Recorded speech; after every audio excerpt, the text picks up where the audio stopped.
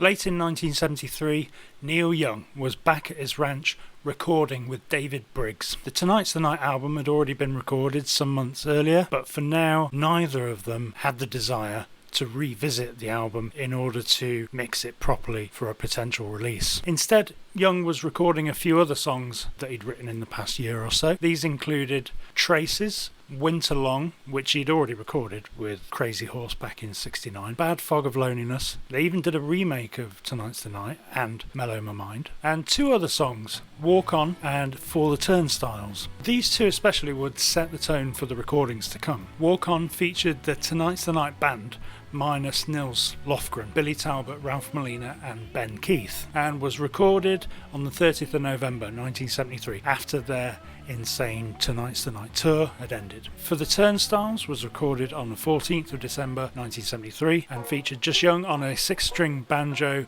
with Ben Keith playing dobro and the pair singing harmonies on the choruses. However, before they got any further, David Briggs had to duck out. According to Briggs, he came down with a fever of 105 and was the sickest I've ever been, he said. Young and Keith carried on recording without him, which pissed Briggs off so much that he said he didn't have anything to do with Young for about a year. I don't know how true that story is, as the next sessions did not actually take place until 3 months later. But whether by design or not on Young's part, Briggs was not to take part in the subsequent recording sessions. Young decided to carry on recording at Sunset Sound in the March of '74. The main musicians involved were Ralph Molina, Ben Keith and the Harvest bass player Tim Drummond. Without Briggs there, Ben Keith proved to be the most influential of the crew. Pedal steel, dobro, guitar, vocals, these weren't the only things that the seasoned Nashville player brought to the table. It was Keith who brought in Rick Danko and Levon Helm from the band to play on a couple of songs, as well as one musician who would bring not just a brilliant off-the-cuff musical approach to proceedings, but a whole lot more besides, which ended up influencing the whole tone of the album. That musician was a Cajun wildman by the name of Rusty Kershaw.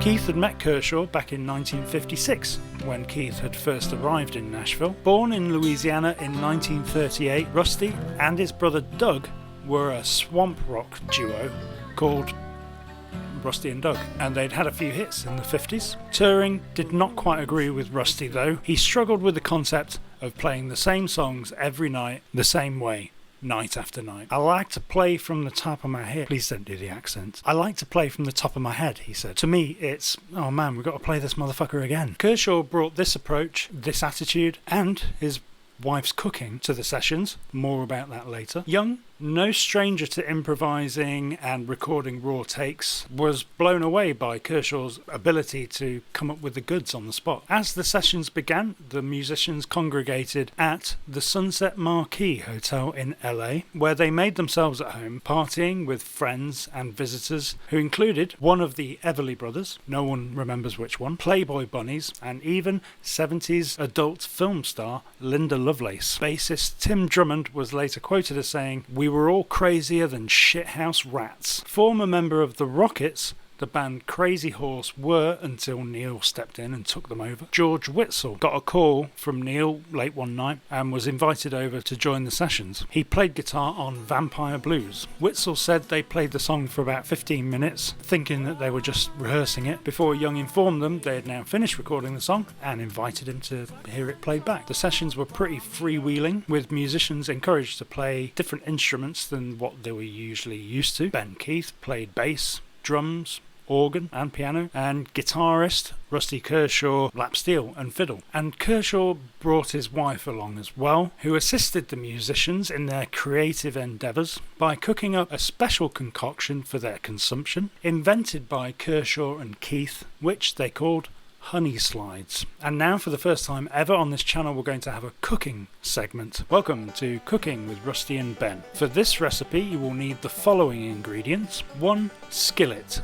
1 large quantity of weed and 1 jar of honey. Cooking instructions. Start off by frying some weed in the skillet just until it starts to smoke and the room smells like a marijuana farm. Then you add the honey until it all looks like cow shit, and that's it. To serve, scoop up 1 tablespoon of the cow shit and eat it. According to Ben Keith, within 20 minutes of consumption of this item, you start forgetting where you are. According to Young's manager Elliot Roberts, people passed out. This stuff was like much worse than heroin, much heavier. Rusty would pour it down your throat and within 10 minutes you were catatonic. The honey slides were a major influence on the sound of the record, in particular side 2, where the tempo slows down significantly and songs like On the Beach and Ambulance Blues run to well over 7 minutes each. Meanwhile, Rusty Kershaw was enjoying being part of the recording sessions for a major rock act. He was taking full advantage of the luxury that is room service. At the Sunset Marquee, Tim Drummond says he saw a porter wheeling in multiple cases of wine and boxes of Fritos into what he assumed was some sort of stock room. However, the porter said, no, this is all for Mr. Kershaw's room. Kershaw's room soon resembled a scene from Apocalypse Now, with red wine stains and cigarette burns blanketing the entire area. It was like cannibals had been living in there, said Drummond in awe. It was left to Elliot Roberts to foot the bill and smooth things over with the hotel's management. In the studio, Kershaw couldn't stand the frigid, uptight atmosphere of Sunset Sound and suggested they do something to make it more comfortable. We got to get this like your living room, man, sitting real close together, just like at home. People were duly sent out to thrift stores for furniture in order to decorate the studio, and this ended up becoming a long-standing tradition with Young, who to this day still decorates studios and the stage with pieces of homely furniture and rugs in order to make the environment less cold and unappealing. Once the antique chairs, floor lamps and candles were in place, Kershaw positioned himself as close as he could to Young whilst they played the songs, for a very specific reason. Neil, he said, when it'll move me the most is the first time you play it. You're going to do it your very best then, and I can play it with you the first time. We only have to sit real close together. Kershaw was saying to Young that not only did he not have to rehearse the song before they played it, he didn't even have to have had heard it at all. As long as he was right there next to him as Young played it, he would be able to play the song with Young and they would capture it in that moment. Even for Young, who had recorded his unrehearsed band playing the Tonight's the Night songs when they recorded, this was mind-blowing. How in the hell do you know how to play this thing the first time I play it? You don't know what I'm going to do. Rusty replied, Neil, you carry a heavy vibe, and if I'm sitting close to you, I can feel what you feel before you play. I know where you're going to go. This approach led to some spontaneity in the songwriting process as well. Motion pictures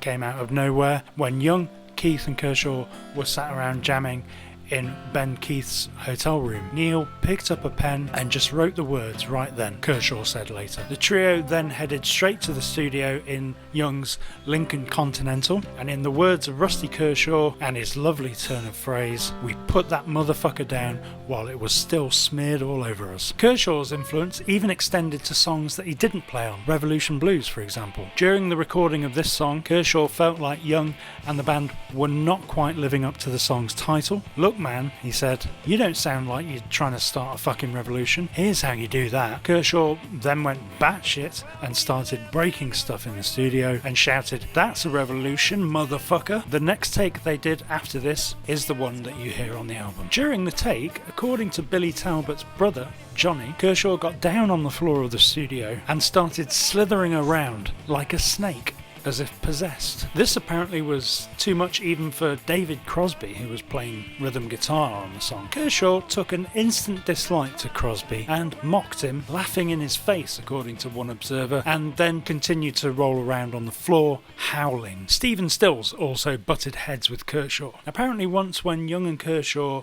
were playing guitar together, Stills decided that he wanted in on the action and tried to take the guitar out of Kershaw's hands. Big mistake. Kershaw pulled a knife on him. "Stephen Stills, who in the fuck is that?" he said. "You better get back, motherfucker." He said, "You don't take a guitar from somebody's hand." "It just pissed me off," he said. Without Briggs, Young had engineer Al Schmidt behind the desk, but he found the sessions hard to handle. By this point, the recording room was very dark, only very dimly lit by candles, and to communicate with the musicians, Schmidt had to send somebody out into the dark, only to find the musicians incommunicado, completely bombed out of their skulls on wine and honey slides. Kershaw also had the habit of pushing his microphone away during each take, making most of the recordings completely unusable. Having hastily assembled some very rough mixes for Young to listen back to, as soon as he heard them, Young told Schmidt that he loved the mixes and was going to use them on the album. Schmidt freaked out and basically begged Young to let him remix them, fearing his reputation would be shot if Young were to release these to the public. Schmidt wound up leaving the sessions, being replaced by Mark Harmon. Those Schmidt rough mixes, of course, they were the ones you hear on the finished album. Mark Harmon was able to deal with the insanity a little bit better than Schmidt, having already worked with the band on their albums Cahoots and Moondog Matinee. According to Harmon, Young and his crew were now getting vitamin B12 shots to offset all the other stuff that they were doing, but says between that and the honey slides won out. One of the first things you notice about the album On the Beach is the cover, one of Neil's best, if not the best cover art of any of his albums. A cloudy day at the Santa Monica beach with ugly, tacky garden furniture, beer, and a tail fin of a '59 Cadillac inexplicably jutting out of the sand, whilst Young stands resplendent in gaudy yellow and white polyester, his back turned to us, staring out into the ocean, and under the table lies a newspaper with the headline, "Senator Buckley calls for Nixon to resign." Gary Burden, who designed the cover, said that he bought the newspaper the day of the photo shoot, and that just happened to be the headline. It just happened, he said. Everything was perfect.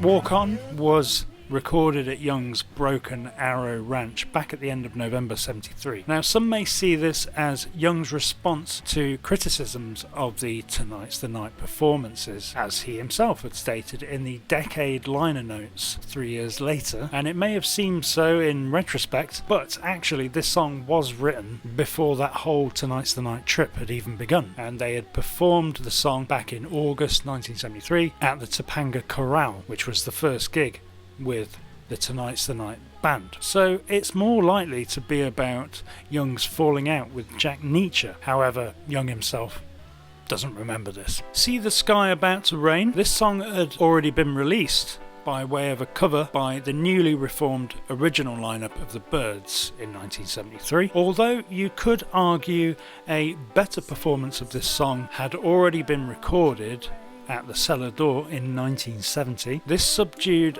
electric piano version featuring Levon Helm on drums fits the mood of the album perfectly, with some brilliantly raw images conjured by the lyrics, each image standing on its own like an old black and white photograph, signals curling on an open plain, broken clouds and rain. Track 3 is Revolution Blues.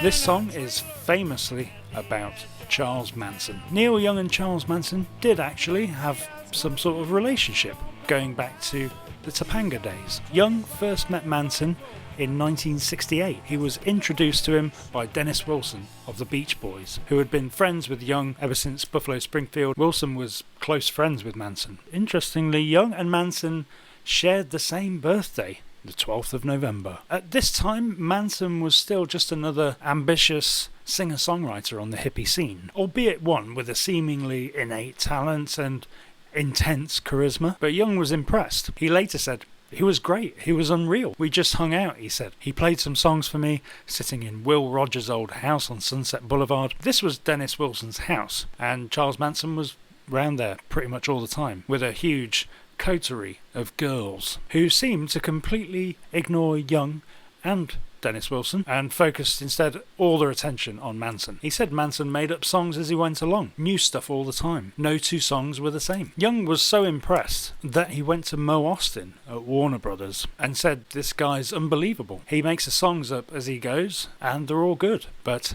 alas, Manson never got a call from Warner Brothers to sign him up. Young believed this was probably the main reason why Manson went down the path that he did after this. Didn't get to be a rock and roll star, so he started fucking wiping people out. Dig that. One of the main reasons why this song is so powerful is that, like a lot of Lou Reed songs, it's sung from the first person perspective, i.e.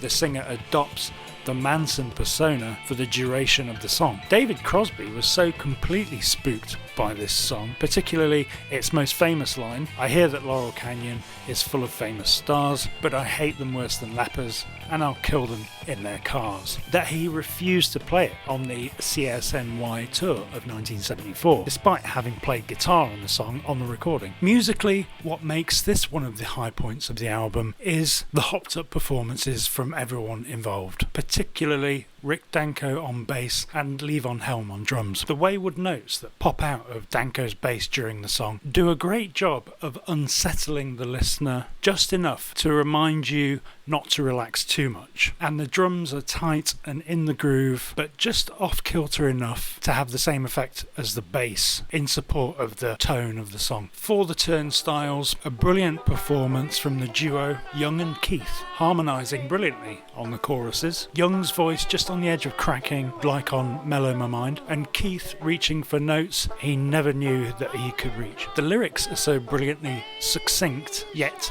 packed full of unforgettable imagery. Bush League batters dying on the diamond, sirens on the shore. Putting on my literary studies hat for a moment, there's a lot of alliteration in these lines. I love a little bit of alliteration. All the sailors with their seasick mamas, hear the sirens on the shore, singing songs for pimps with tailors who charge $10 at the door. That's fantastic writing. I get the feeling a lot of Young's experiences with CSNY and their stadium tours had a lot to do with the imagery in this song. After all, the song ends with a large crowd exiting a stadium whilst the main attractions are left to die on the inside. Vampire Blues is a return to the environmental theme of after the gold rush. Man's reliance on oil here is regarded as akin to sucking the lifeblood out of the planet Earth. Set to a simple blues structure, the song's creepiness vibe is enhanced massively by the unexpectedly twitchy, slithering guitar solos that Young performs here. Some of my favourite soloing by Young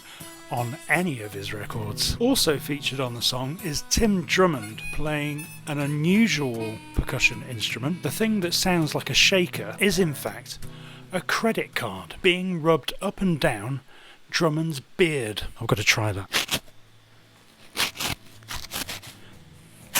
I'm clearly not the musician that Tim Drummond was. Good times are coming, Young sings at the end, but we don't quite believe him somehow. On to side 2, and interestingly, apparently Young originally wanted side 2 to be side 1, and vice versa, which would have made On the Beach, the song, the first song on the Beach. He changed his mind at the last minute, although some cassettes and 8-track versions of the album were released with that alternate track listing. On the Beach, the song, is the perfect marriage of tone, feeling, performance with the subject matter of the song. It's a slow, woozy blues which starts with one of the starkest lyrics of Young's depressive period. The world is turning, I hope it doesn't turn away. Lyrically, this song encapsulates the feeling of depression as good as any I've heard, and also alienation and disassociation. Need a crowd of people, but I can't face them day to day. And whilst this is undoubtedly true for the famous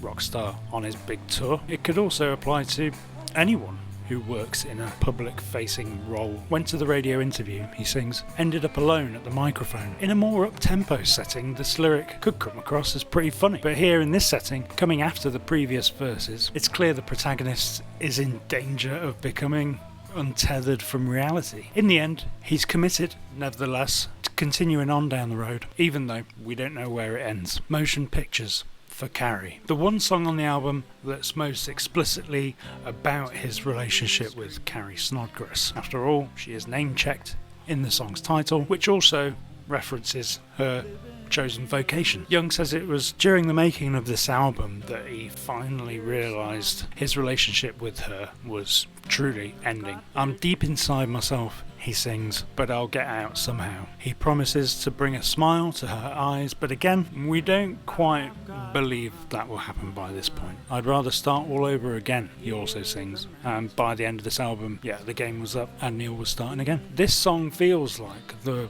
very bottom of his depression, and he can only see upwards from here. And then we get to Ambulance Blues, the final song, and the album's finale is simply one of Neil Young's greatest songs, and longest, as it runs to nearly 9 minutes.